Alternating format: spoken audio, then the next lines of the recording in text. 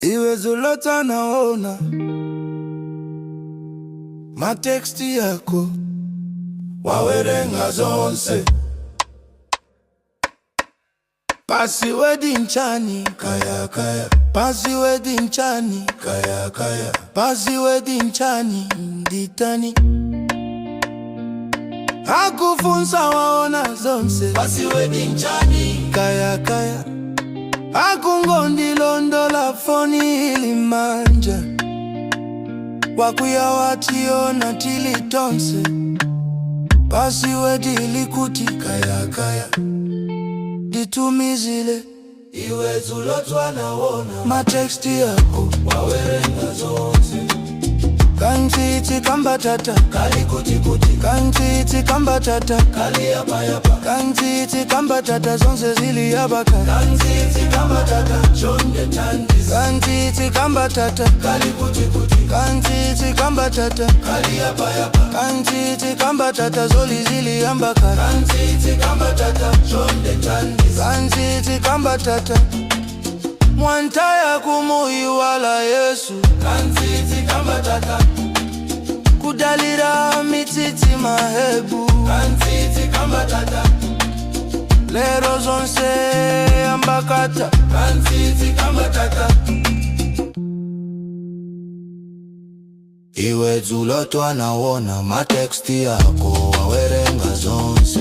Inkakia foni ndinasia, inkakuya kuna mizila, ninkalila ndinkaimba kulalikila kuchalichi ndinkapita, ninkafuna ndinkapilira, ninkakanuka ndifuna ndinasilila, ndinalora ndinala kwa ndagwidwa, ndinkajiwa ndiza gwidwa ndiza ululidwa, lero tagwidwa wationa. Iwe zulotwa naona mateksti yako wawerenga zonse.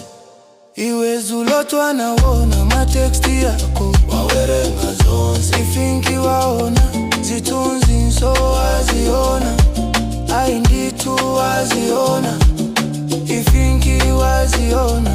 Iwe aiboza ndikuopa, akandifuna ndikuchoka, wawerenga zonse. Waona waseva wakopa zonse, dana manda topa koma sana nene kantu ukonzeke.